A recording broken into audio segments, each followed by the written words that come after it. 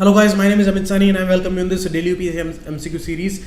And 13th of August it is. These lessons are coming on daily basis. Some static portion questions are also there, but they have some link with the current scenarios, like the Quit India movement question is there.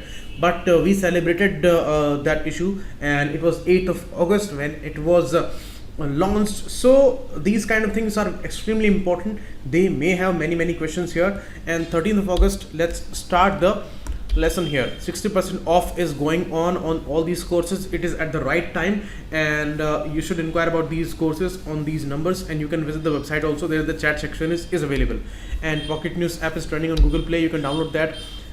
Regarding these courses, description is given below the video, and regarding all the courses you can ask on these numbers. Okay, PDF you will get here on this group, and the Telegram challenge link you will also find here. Okay, you can follow me here on Instagram too. And let's start the question. IFSR's Indian State Forest Report. Every 2 years Indian State Forest Report comes. We all know about that. Top state with highest forest cover in terms of percentage geographical area. Many criterias are there, like the total square kilometer area which is under forest cover. That area would not be in a smaller state. That would obviously be in a bigger state. Like Madhya Pradesh has the biggest area under forest cover. So that would be the answer. But here it is asking about the percentage geographical area. And northeast states are leading states in those terms. But here it is the UT of Lakshadweep, which is having the highest percentage geographical area.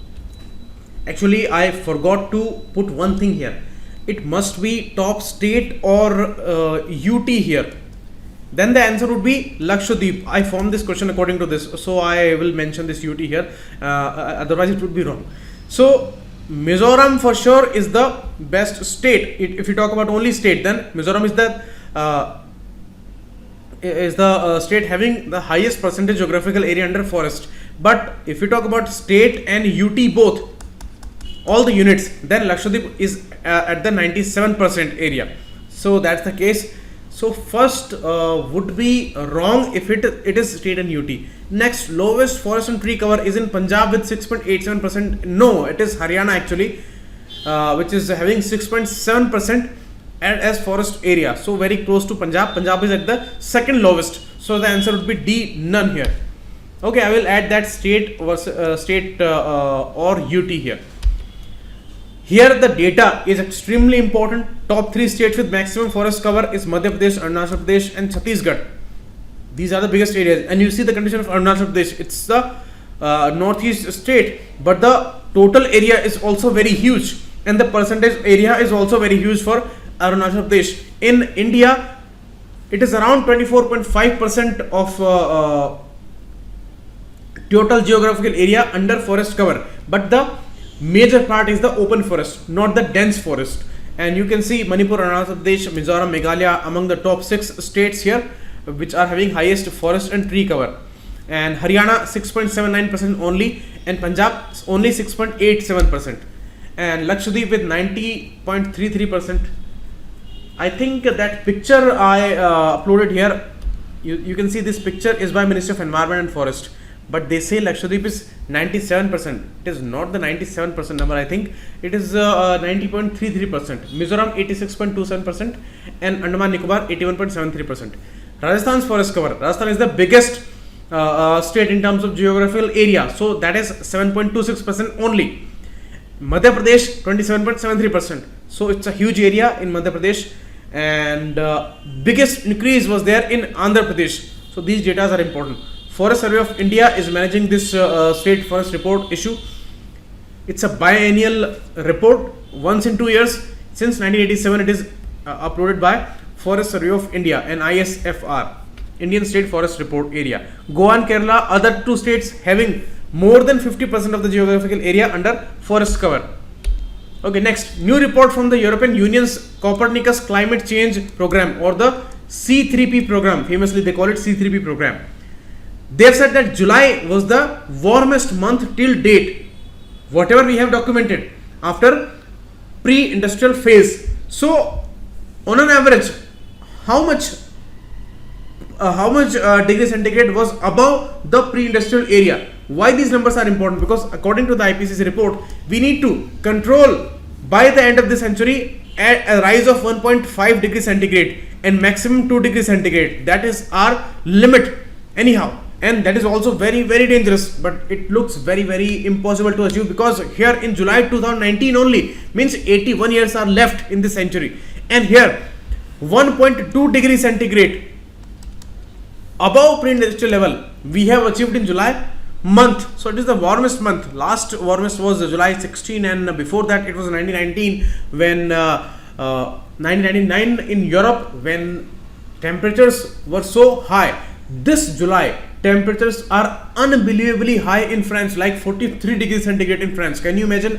In France, a European country, 43 degrees centigrade temperature, and many heat waves were there, and they killed many people in Europe this year. So it was a very dangerous and alarming year for humanity. 0.02 inches was the average sea level rise by the ice melt there. Greenland alone lost staggering 217 billion tons of ice last month. Within 1 month, 217 billion tons of ice.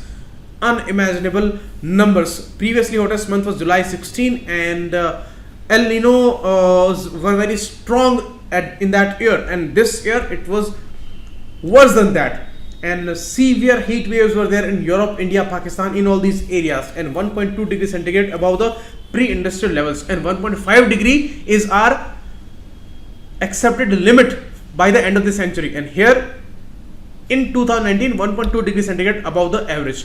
Here these things are given, and it may go around 2.7 degrees threshold as soon as 2030. So what you can imagine here, alarming numbers, and this is the data of July month since 1980, and here in 19 to above average 1.2 degrees centigrade. That's the case. Next, Krishna is the 5th largest river in India. No, this is the 4th largest river in India. You see, biggest one is Ganga, we all know about that. Next, Godavari, because Godavari is having a huge basin area like Ganga in north, so that is why it is called Ganga of the peninsular India. Next river is Narmada river. Many huge rivers are there, like Yamuna can be there, and Brahmaputra can be there, and other rivers can also be there. So Brahmaputra is flowing in India, but the biggest part of it is flowing in the Tibet area. So that's why it is not the largest river in India. Okay, otherwise it is longer than Ganga if we take the total length. But in India it is flowing only in the Assam and Arunachal Pradesh state, so that's why it is not in the number. So third one is Narmada, fourth one is Krishna river. It's a mighty river during the monsoon times, and it's always flooded in these months, so it's the 4th largest river. This is a wrong statement. Second, rises near Mahabaleshwar, not Trimbak Plateau. Godavari river rises near Trimbak Plateau near Nasik, so this is again a wrong statement. Third one, Ghatprabha, Malprabha, Bhima, Tungabhadra obviously are the tributaries of Krishna, but Bhavani is the tributary of Kaveri river, so that's why it's a wrong statement, and third would be wrong. D1 is the answer. All the statements are wrong here. So the details are important. One more river is Musi river, which is one of the most polluted rivers of India, close to Hyderabad city it flows, and it's the most polluted river flowing towards Krishna river. And Polavaram dam is there that connects Godavari river to Krishna river. And one more important issue is Agumbe area, which is receiving the second highest rainfall in India after those Cherrapunji, Masinram areas. So that is also located in the basin of Krishna river, and rises near Mahabaleshwar in Satara district. So that's important. This is the map here. You can see this is Maharashtra's area: Satmala range, Ajanta range, Harishchandra range, Balaghat range. Here the Ghod river and the Bhima river is rising. Bhima is the left bank or north bank tributary of Krishna. Okay, and here Mahadev range, Mahabaleshwar, Koyna reservoir, and here this Krishna is rising, and Dudganga, Ghatprabha, Malprabha are the right bank tributaries, and Bhima is coming from above, and this is the river flowing through Karnataka and then Telangana and Andhra Pradesh. So that's the issue. You can see in the map all these tributaries are there. Okay, This is the basin area of Krishna. Nagarjuna Sagar project is there, Almaty Dam is there, and Sri Salam project is also there. Next, several political groups active during Indian independence movement, they were opposed to Quit India movement. It's a very important question. In Quit India movement, many groups were opposing this movement at that time. So it was the first movement when tricolor was publicly unfurled. So Aruna Asaf Ali unfurled the tricolor for the first time during Quit India movement, because she was the only leader who was outside the jail. Muslim League heavily opposed it, Hindu Mahasabha and Rashtriya Swayamsevak Sangh. These two important organizations which are claiming to be the nationalistic groups and totally dedicated to the nation today, but their stand was against Quit India movement. At that time they were heavily opposing this move, and they were very much with the British establishment at that time, and they were opposing Congress's moves. Why? Because they said that Congress is not able to protect the Hindu interest. So that's why they were opposing Congress at every stage. So these two also opposed the Quit India movement, and the Communist Party of India also opposed it. Princely states heavily opposed it. So C all is the answer here, and please go through the detail. This is a very important history. Many questions they may ask you from this detail.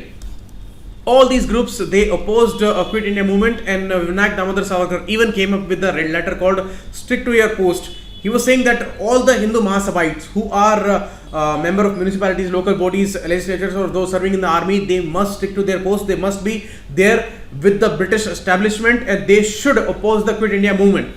And Shyama Prasad Mukherjee said that in Bengal, this movement should not be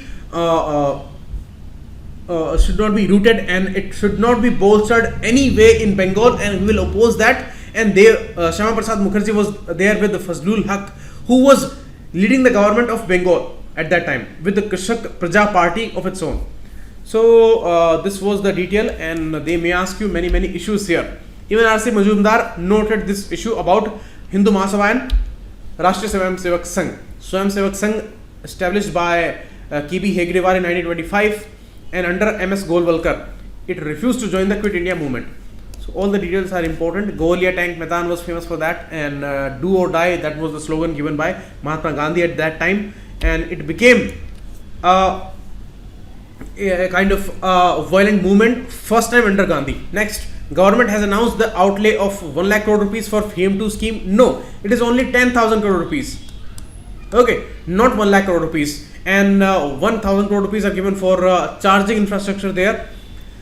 FAME1 as a scheme under the National Mobility Mission that came in April 15, and it went till March 2019, and now phase 2 is announced, and it is covering all the vehicles, hybrid vehicles, buses, electric buses, 4-wheelers, 3-wheelers, 2-wheelers, all. So not except 2-wheelers. So this is also wrong. Both the statements are wrong here.